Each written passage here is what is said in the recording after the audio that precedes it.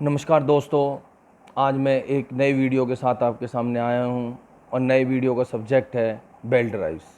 What is belt drive? Belt drive basically used और generally और most commonly used in the industries to transfer the power from one end to the another end through the pulleys which are mounted on the shaft. मैं हिंदी में बताना चाहूँगा कि belt drives में क्या होता है कि बेल्ट ड्राइव पावर ट्रांसमिशन के लिए काम आती हैं एक एंड से दूसरे एंड पे, और वो भी पुली के ज़रिए जो कि शाफ्ट पे माउंट होती हैं। और शाफ्ट हमारी उस एरिया पे माउंट होती है जहाँ पे हमें पावर की ज़रूरत होती है। जैसे कि हमें पंप चलाते हैं हम, तो पंप चलाने के लिए मोटर लगी होती है, मोटर पे एक पुली लगी होती है, उधर पंप एंड पे एक पुली लगी होती है, और पंप एंड को और मोटर एंड को कनेक्ट करने के लिए हम उस पर बेल्ट माउंट कर देते हैं। और बेल्ट जैसे ही हम मोटर को ऑन करते हैं तो हमारी जो बेल्ट है वो पुली के फ्रिक्शन से और रोटेट करती है, और रोटेट करने से पंप के ऊपर जो माउंट हमारी जो बेल्ट है सेम उस पर भी फ्रिक्शन होता है और उसको भी रोटेट करती है, और पावर ट्रांसमिशन चालू हो जाता है और हमारा पंप ऑपरेट होना चालू हो जाता है। इंडस्ट्रीज़ में बेल्ट ड्राइव बहुत जगह देखी जाती है, लेकिन बेल्ट ड्राइव हम क्यों यूज़ करते हैं?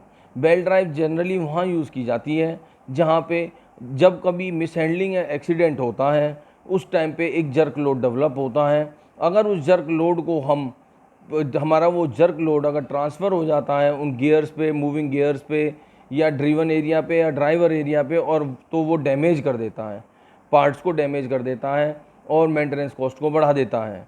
लेकिन जो बेल्ट ड्राइव्स होती है, बेल्ट ड्राइव्स की एक लिमिटेड डेफिनेशन होती है, परिभाषा होती है कि वो कितना पावर ट्रांसमिट करेगी, और ये जर्क लोड जो होता है उसकी जो रिक्वायरमेंट होती है वो जो है ज़्यादा होती है, जो कि बेल्ट ड्राइव ट्रांसमिट कर दे, पावर ट्रांसमिट करती है।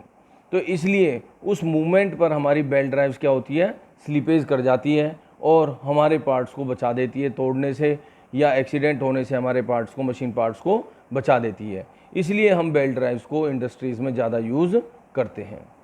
बेल्ट ड्राइव्स जो है हमारे होती काफ़ी तरीके की हैं, लेकिन जो इंडस्ट्रीज़ में कॉमनली यूज़ की जाती हैं तो वो 4 तरीके की होती हैं।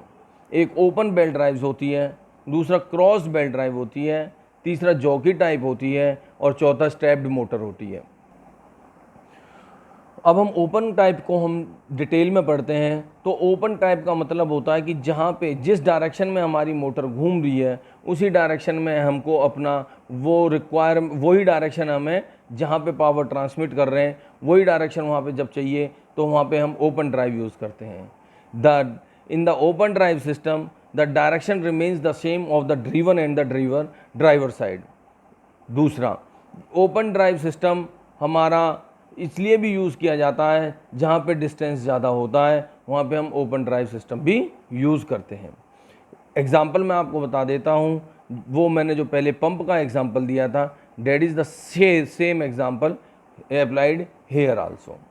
सेकंड आता है क्रॉस्ड बेल्ट ड्राइव सिस्टम।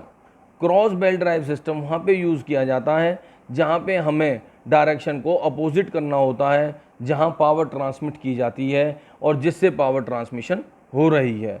मतलब जहाँ से पावर ट्रांसमिशन हो रही है वो जो डायरेक्शन में पावर ट्रांसमिट कर रहा है उसको हमें रिवर्स चाहिए, उसकी रिवर्स डायरेक्शन चाहिए जहाँ पे हमें पावर ट्रांसमिशन करनी है, उधर हम क्रॉस बेल्ट टाइप को यूज़ करते हैं।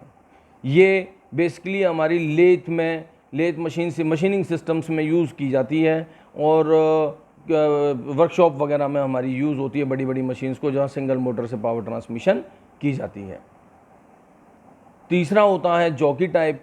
जॉकी टाइप दोस्तों ऑटोमोबाइल सेक्टर में ज़्यादा यूज़ होता है। अगर आपने गाड़ियों की इंजन को देखा हो तो उसमें जो टाइमर बेल्ट होती है तो उसमें क्या छोटी पुली होती है, बहुत ज़्यादा छोटी पुली होती है, और जो हमारी बेल्ट का जो कॉन्टैक्ट एरिया होता है पुलिस से वो बहुत थोड़ा रह जाता है, जिसकी वजह से हमारा जो बेल्ट ट्रांसफ़र जो पावर ट्रांसमिशन है वो उसके क्योंकि power transmission through the belt depend upon the contact area, more the contact area more the power will be transfer by the belt.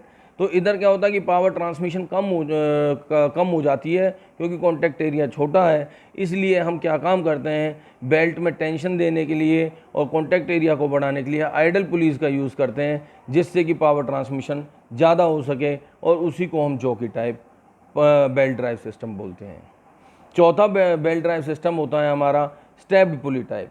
Stepped pulley type कहाँ यूज़ होता है? Stepped पुली type वहाँ use होता है दोस्तों, जहाँ पे हमें पावर ट्रांसमिशन टाइम और आरपीएम टाइम के बेसिस पे चाहिए। मतलब हमें 1 घंटा अगर हमें मशीन चलानी है, उसमें 10 मिनट हमें 700 आरपीएम पे चाहिए, उसके नेक्स्ट 10 मिनट 800 पे, उसके नेक्स्ट 10 मिनट 1000 पे, उसके बाद 1100 पे, उसके 1200 पे, ऐसे आरपीएम का वेरिएशन टाइम के वर्सेस होता है। और सपोज करो हमारा जो ड्रिवन जो शाफ्ट है या मोटर है जो हमारी जो पावर ट्रांसमिट कर रही है वो 1440 पे है, और वो तो कांस्टेंट रहेगी, लेकिन हमें जो ड्रिवन एंड है, जो जहाँ पे पावर ट्रांसमिट हो रही है, वहाँ पे हमें आरपीएम को कम करना है, तो वहाँ पे हम स्टेप्ड पुली लगा देते हैं। और स्टेप्ड पुली के जो डाया होता है, वो जैसे जैसे इंक्रीज होता चला जाता है, वैसे वैसे ही आरपीएम कम होते चले जाते हैं।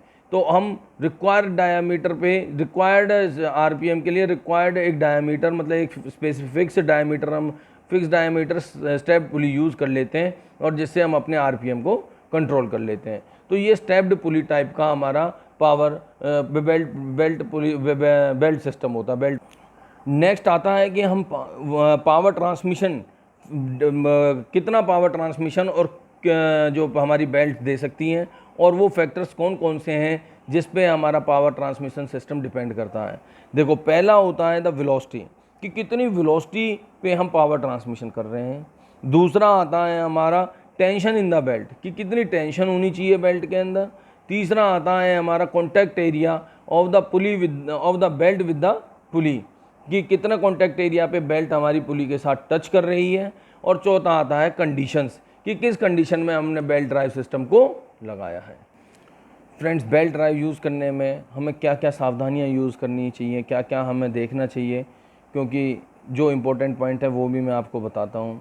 कि बेल्ट ड्राइव्स में सबसे पहले अलाइनमेंट ऑफ द पुलीज़, मतलब जहाँ जो हम शाफ्ट यूज़ कर रहे हैं, जिस पे पुली माउंट है, उसका अलाइनमेंट होना बहुत ज़रूरी है, कि वो अलाइंड हो, अदरवाइज़ बेल्ट जो है हमारी उतर जाएगी। दूसरा, हमारी जो दोनों पुली हैं उनके बीच का डिस्टेंस, कि अगर डिस्टेंस जो है पुलीज़ के बीच में या शाफ्ट के बीच में not more than 10 metre, 10 metre से ज़्यादा नहीं होना चाहिए, और not less than 3.5 times the diameter of the bigger pulley. क्योंकि अगर अगर डिस्टेंस कम होगा, इससे भी कम होगा, तो हमारा कॉन्टैक्ट एरिया कम हो जाएगा, जिससे पावर ट्रांसमिशन अफेक्ट करता है। पुलीज़ का साइज़ छोटा नहीं होना चाहिए। अगर छोटी साइज़ की पुलीज़ होंगी तो उसमें हमारा बेल्ट ड्राइव का जो कॉन्टैक्ट है वो कम होता चला जाएगा, जिससे पावर ट्रांसमिशन अफेक्ट करेगा। इसके बाद है हमारा पुली में जो टाइटनेस होती है, मतलब 2 एरिया होते हैं। हमने जैसे पुली को माउंट करा, बेल्ट को माउंट करा पुली पे, तो उसमें 2 एरिया होते हैं, एक ऊपर एरिया होता है, एक नीचे का एरिया होता है। वो नीचे वाला एरिया स्लैक होना चाहिए। स्लैक मीन्स कि मतलब ढीला होना चाहिए, वो लूज़ होना चाहिए। ऊपर वाला ढीला होना चाहिए और नीचे वाला हमारा टाइट होना चाहिए। टाइट वाले को हम टेंशन एरिया कहते हैं, और ऊपर वाला जो लूज़ एरिया होता है उसको हम स्लैक एरिया कहते हैं। अगर हम इन चीज़ों का हम ध्यान रखेंगे कि अलाइनमेंट सही हो, हमारी पुली जो है हमने सेलेक्ट कर रखी है वो भी उसका सिलेक्शन सही हो, और बेल्ट का साइज़ सही हो, अभी हम बेल्ट के बारे में भी आपको बताएंगे, और हमारा जो बेल्ट सही हो, इसके बाद शाफ्ट के बीच में जो डिस्टेंस है वो सही हो, तो हमारा जो ये बेल्ट ड्रिवन सिस्टम है ये हमारी पावर को अच्छे तरीके से ट्रांसफ़र कर देता है without any loss. Belt drives में हम जो बेल्ट यूज़ करते हैं वो जनरली होती काफ़ी तरीके की हैं। जैसे फ्लैट बेल्ट होगी हमारी, इसके बाद हमारी वी बेल्ट होगी, इसके बाद हमारी टाइमर बेल्ट होगी, तो बेल्ट है काफ़ी, या इसके बाद हमारी राउंड बेल्ट होगी। लेकिन जो इंडस्ट्रीज़ में जो यूज़ की जाती है बेल्ट, वो जनरली वी बेल्ट होती है, क्योंकि वी बेल्ट के अंदर हमारा जो कॉन्टैक्ट एरिया होता है वो ज़्यादा होता है। तो वी बेल्ट जो है हम जो यूज़ करते हैं वो ए टाइप की, बी टाइप की, सी टाइप की, डी टाइप की हम यूज़ करते हैं। वी बेल्ट में जैसे हमने A40 बोला, A40 का मतलब क्या होता है कि जो हमारा जो ए का मतलब क्या होता है मैं वो आपको पहले बताता हूँ, फिर वी का मतलब क्या होता है वो मैं बताता हूँ आपका। कि ए का मतलब होता है, ए में हमारा जो सबसे मेन इंपॉर्टेंट चीज़ है ये वी टाइप में होता है और ये ट्रेपेजॉइडल टाइप में होता है। नीचे इसके ऊपर जो हमारा जो टोटल हाइट होती है, मतलब टोटल विड्थ होती है, वो 40 होगी, जैसे मैंने आपको A40 बताया। लेकिन जो हमारा कॉन्टैक्ट एरिया होता है, जो वी में टेपर बना होता है, हमारा टेपर जो बना होता है, दोनों तरफ से टेपर और नीचे एक हमारा फ्लैट एरिया होता है, वो तो टेपर एरिया हमारा ज़्यादा इंपॉर्टेंट होता है क्योंकि वो पुली से सट के चलता है और वो उसकी जो हाइट होती है वो 31 होती है एक सेक्शन में। बी सेक्शन में हमारी ऊपर की जो हाइट होगी वो depend upon the requirement of the belt, लेकिन जो हमारा टेपर एरिया की जो हाइट होगी वो 41 होगी। सी में भी हमारा ऊपर की एरिया की जो हाइट होगी वो depend upon the selection of the belt, लेकिन जो टेपर एरिया की जो हाइट होगी वो हमारी 53 होगी। तो ऐसे जैसे हम जो है क्या कहते हैं बेल्ट का जो सिलेक्शन है वो बढ़ता चला जाएगा, टेपर एरिया हमारा बढ़ता चला जाएगा, पावर ट्रांसमिशन इनसे बढ़ती चली जाती है। C class transfer more power than B, B transfer more power than A. तो ऐसे हमारी जो वी बेल्ट्स हैं उनको हम सेलेक्ट करते हैं और वी बेल्ट के सिलेक्शन से ही हम पुली का ग्रुप भी सिलेक्ट करते हैं कि जैसे अगर हमने ए ग्रुप की पुली मंगानी है या बी ग्रुप की पुली मंगानी है या सी ग्रुप की पुली मंगानी है, तो वो ग्रुप हम पुली का ग्रुप सेम रहेगा, लेकिन हम बेल्ट उसमें A40, A60, A30 कोई भी लगा सकते हैं। तो ये हमारा जो है क्या कहते हैं वी बेल्ट का सिलेक्शन होता है। अब हम आते हैं कि वी बेल्ट मतलब बेल्ट ड्राइव सिस्टम क्यों इफ़ेक्टिव है, इसके बारे में भी हम आपको थोड़ा सा बताते हैं। देखिए, belt drive system low cost effective है क्योंकि बेल्ट ड्राइव में हमारी अगर बेल्ट वियर आउट हो जाती है तो बड़ा सिंपल है कि बेल्ट को चेंज करना भी, और बेल्ट सस्ती भी आती है। दूसरा, बेल्ट ड्राइव जो सिस्टम होता है उसका मेंटेनेंस कॉस्ट भी बहुत सस्ता होता है क्योंकि इसको कोई भी अनस्किल्ड आदमी चेंज कर सकता है as compare to the pulleys coupling system. और इसकी ये कॉस्ट वाइज भी सस्ती होती है, कपलिंग महंगी आती है, ये सस्ती आती है। तीसरा होता है पावर ट्रांसमिशन। नई belt drive 95 to 98% power transmission कर सकती है। चौथी जो बात होती है कि बेल्ट ड्राइव में हम alignment parallelism of the shaft नहीं देखा करते, उसमें सिर्फ पुली अलाइनमेंट को देखा जाता है। पांचवा जो मेन इंपॉर्टेंट है ओवरलोड सिस्टम।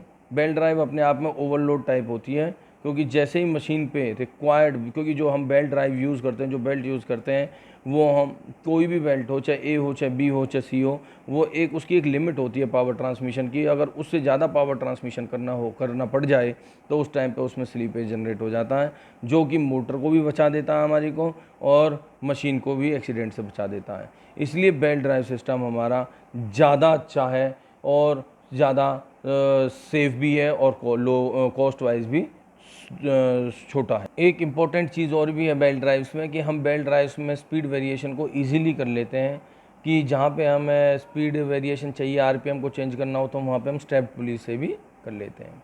लेकिन हर चीज़ की कोई ना कोई डिसएडवांटेज भी होती है। तो बेल्ट ड्राइव का जो सबसे बड़ा इंपॉर्टेंट डिसएडवांटेज है वो स्लीपेज या क्रीप होती है कि जैसे अगर हम हैवी किसी मशीनरी पे बेल्ट ड्राइव लगाते हैं तो हमारा उस पर जो जर्किंग लोड आता है, उस टाइम पे हमारी कुछ क्रीप या स्लीपेज बेल्ट पे होती है क्योंकि बेल्ट उसको सहन नहीं कर पाती, टॉलरेट नहीं कर पाती, और जिसकी वजह से हमारा जो रिक्वायरमेंट ऑफ द स्पीड है वो कम हो जाती है सप्लाई स्पीड से। तो इसलिए बेल्ट ड्राइव में हमारा जो कांस्टेंट स्पीड हमको नहीं मिल पाती है, ये सबसे ज़्यादा डिसएडवांटेज है बेल्ट ड्राइव का। दोस्तों, इस वीडियो में आपको कुछ समझ में नहीं आया हो, आप मेरे को कमेंट में पूछ सकते हैं, मैं आपको जवाब दूंगा। अगला वीडियो मैं हर वीक कोई ना कोई नया वीडियो टेक्निकल्स पे डालता रहूँगा। आप मेरे चैनल को सब्सक्राइब करते रहना और लाइक करते रहना ताकि मेरे को भी मोटिवेट होता रहूँ, मैं भी नए नए वीडियोस बना के आपकी हेल्प करता रहूँ, आपकी नॉलेज को बढ़ाता रहूँ, अपनी नॉलेज को शेयर करता रहूँ। साथ में मेरी फेसबुक को पेज को आप लाइक करते रहिए। मेरी फेसबुक आईडी जयशंकर भारद्वाज के नाम से है और उस पर भी मैं सारा टेक्निकल डालता रहता हूँ, और ये जाहिर से कहीं ना कहीं आपको मेरे 15 साल के एक्सपीरियंस से आपको कहीं ना कहीं फ़ायदा होगा। और इसको शेयर करते रहेंगे तो आपके जूनियर्स को भी फ़ायदा होगा। Thank you. लाइक करें, सब्सक्राइब करें।